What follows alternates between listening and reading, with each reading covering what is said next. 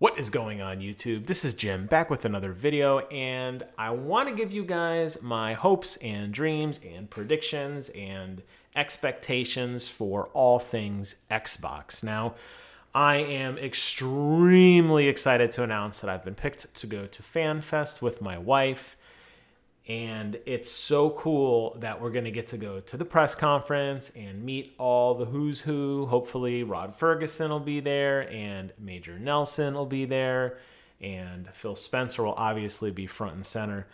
I really revere these guys, and it's funny because I don't really know them at all, and they may be complete jerks. But in a professional standpoint, everything that they stand for, I love. And they've taken their respective portions of the Xbox universe. For Rod Ferguson taking Gears, which, let's face it, after Judgment was pretty crappy, and turning around and making a phenomenal campaign that was Gears 4.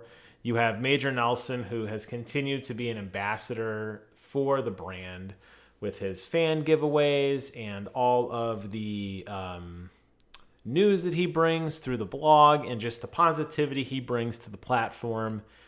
I know he had a very big part in the Inside Xbox TV show, which I love. I guess I shouldn't say TV show, really. It's more like a YouTube show or whatever. But I know he had a lot of involvement in that and getting that up, running off the ground. And it's like mini E3s all the time. And then Phil Spencer, largely for turning the entire company around. So the fact that I'm going to get to meet those guys and say hello to them is freaking awesome. And I'm very excited for that. But you look at this year's E3, and let's face it, this E3 is weird. PlayStation is not going to be there. And you're starting to see a lot of companies fracture off more from the main E3, the main convention center doing their own thing. And there's always this turmoil every year, like E3's dead. I don't think E3's dead. This is still the biggest time of year where we're going to see the announcements that come out. But Xbox has really positioned themselves in a great spot. If you really look at where the company was even a year ago to today, they've continued to promote healthy, positive relationships with everybody, particularly their fans, and particularly people like me who, recall, were really down on the brand at the launch under the Don Matrick era of the Xbox One. They've introduced things like cross-compatibility, opening up doors with syncing up to your Nintendo Switch and getting games over there. They have promoted Game Pass extensively, which has now reached over 200 titles, constantly adding new stuff. They've announced Game Pass for computer. They have done Play Anywhere titles, which work on your PC or on your console. The list goes on and on. Their goodwill really shows no bounds. I mean, even backward compatibility, something that I have always largely been meh about, has actually turned out to be a really good thing. And the idea that you own a game and you take it with you and your peripherals will work forever and so on and so forth really have cemented this company, I think, in a really strong position. And it's so unfortunate they started off on such a bad foot. But they have such an opportunity this year to really turn things around. And I say turn things around, but I don't mean that in a negative way, because they've been killing it. And I think what they need to do this year is to continue to kill it. Now, I know last year they announced 52 games. That was something they really hyped up. And they said, we're going long. We're going to just, or was that 2 years ago? You know, it's all a blur. But I think it was 2 years ago because I was there. I remember them telling me. I remember Aaron Greenberg looking me in my eyes and saying, "We're going long, baby." And I know he was talking to me. Yeah, you look at that year, and I was down on the Xbox One X when it came out. I mean, I've since seen the power of it, and I own one, and I love it. But when it first came out, I was in those seats with all the other fans, and we were not impressed. And I think largely in part to we needed to see more games. And I know they had the 52 games at the launch, but the truth was none of them, I shouldn't say none, that's a strong word. Many of them were not really games that just blew your socks off that you had to have. And PlayStation has always done a better job of getting those really solid genre-changing exclusives. You look at Infamous Second Son, you look at the God of War reboot, you look at Spider-Man. These games really define generations. And it's unfortunate that Xbox has really yet to get to that point. Now, I know that Gears is a phenomenal game. I loved Halo Guardians. There are a lot of things that Microsoft is doing right, and I'm very, very optimistic they will continue to do things right. But looking back at those previous years, there wasn't anything that just made me shake and go nuts and say, I have to have this just, that fever sweat, as it were, dripping down my jowls. And I hope that they have better games this year. You look at a lot of their exclusives that ultimately fell flat. You look at games like ReCore and Sunset Overdrive and Super Lucky's Tale and We Happy Few. These games that were really promoted to be, really genre defining. And they weren't. They didn't pan out. And it wasn't that they were bad. They were just okay. But the problem is, in today's society, there are so many distractions. And then when you boil that down to just video games, and you look at how many games are out there, we don't have room in the market to just be good. You have to be great. And if you're not great, you're going to get left behind. So I'm really hopeful this year that Microsoft can take this truly competitive advantage that they've been given, especially since Sony has bowed out, and really just nail Sony to the wall and say, look at all these exclusive games that are coming out, and look at all these great experiences we have, and we took your feedback, and we're going to fix Halo Infinite, and we're going to add more of this to Gears 5, and we're going to push the ray tracing technology, or whatever it happens to be. And oh, by the way, we have another console, and this is what it's going to do. And if you have a computer, you're not going to get left behind like you've been in the past. And I think that's the kind of stuff that I want to see. But ultimately, what sells platforms is games.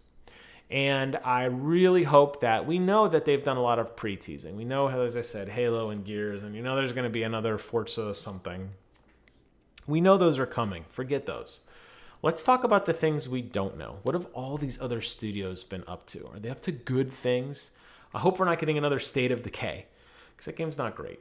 And I think Microsoft knows it. And I think Sea of Thieves is a phenomenal game. It's definitely matured over the years, but it didn't have that impact like it should have when it first came out, because it was kind of a partial game when it came out. So I'm hoping that Microsoft can really cement themselves in the future. And the company's not going anywhere. They're wildly profitable. Anything with Microsoft on it, they're going to be fine.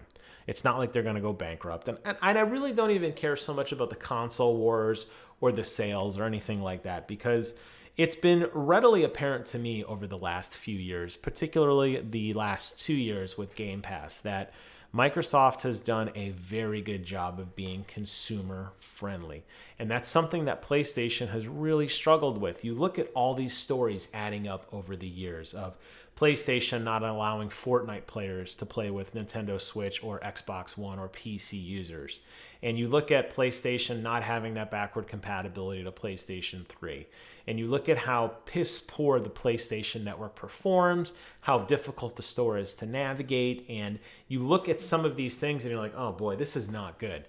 Then you look at all the things Microsoft has been doing and you're like, okay, we're building momentum, we're getting there. I think all the groundwork has been laid out for Microsoft. They have a phenomenal engine to work off of. You have the streaming service, which is going to be coming out. You have the ability to play your games on your computer or on your console. You have the ability to transfer some of your saves, because Microsoft is not against working across the aisle with Nintendo or with some of their PC partners. And you look at these things and you say, yes. Now, what are you going to do with it? And that's where we come back to again. Now you have these platforms in place. You have the new game bar for PC users. You have an upgraded UI for the console that runs faster. You've taken all that crap and then Kinect away that nobody wanted. You've given us great peripherals. You've given us an adaptive controller. You've given us an Elite controller. You've given us a very powerful platform to stream our games on Mixer. You've given us wonderful, wonderful tools in which to create content for our fans. Now we just need those exclusive games to do it. And I really hope, really truly, the bottom of my heart, hope that Microsoft just kills it this year and just blows Sony completely out of the water. and I want them to just win and just be, universally loved. I think they deserve it. I think they're there. We'll have to wait and see. Anything specific that I'm waiting for is really just that next big game. I'm a huge Halo guy, as you know. That's what I'm there for. But outside of the FanFest experience and just being oohed and awed and wowed and getting to see the Xbox Plaza and going with my wife and just having a phenomenal experience with her, I want to be impressed as a guy who knows Microsoft is better than they are right now and is capable of even more than they are right now. And I think if they can turn that tide finally and just show off some amazing things that they've been working on, I think they're going to really be a tough competitor for the next generation. That's really what we want. PlayStation killed it because of their exclusives. Their hardware is garbage. It's always been garbage, and it continues to be garbage. But you know what? People are willing to put up with their garbage because they've had the games to back it up. Now, yes, you have your third-party games that do run better on the X as opposed to the PlayStation 4 Pro. That's true. And a lot of people like me are realizing that and starting to use their X more. But the PlayStation has those exclusive games, the Horizons and the Spider-Mans and the Uncharteds and the God of Wars and the Days Gones, and just go on and on and on. All these games that are just like, not even mention Last of Us, which hasn't even come out yet. And you look at that and you go, man, what is going to bring Xbox to the forefront? And I hope it's going to be games. So with that, I want to close out this video. I know it's a little bit of a ramble, but these are my favorite videos to do. And I haven't really done a whole lot of E3 news or content because the truth is it's just hard to say. I'll probably do a couple more videos before I head out on my big vacation, at which time my bestie Brent is going to be taking over. He's going to be heading up the channel. Hopefully, maybe he won't. Maybe it'll just be silent. I might do some videos while I'm out there as well. We'll have to wait and see how I feel after some of the conventions. If I even have a voice left, if I've lost my voice screaming. We got a lot of stuff going on. We're going to EA Play. We're going to Xbox Fan Fest. We're going to go to the Bethesda press conference. We're going to go to the PC Gamer Show. Then I got to catch up on the Ubisoft announcements and the Square announcements, the Nintendo announcements, and I hope PlayStation announcement, even though they said they weren't going to be there. Maybe they'll do a state of play at the last second. And then we have the convention to go to for a couple days, and we're going to be tourists and enjoy all the great things that Los Angeles has to offer. So we're going to be really busy, but not to say Brent isn't.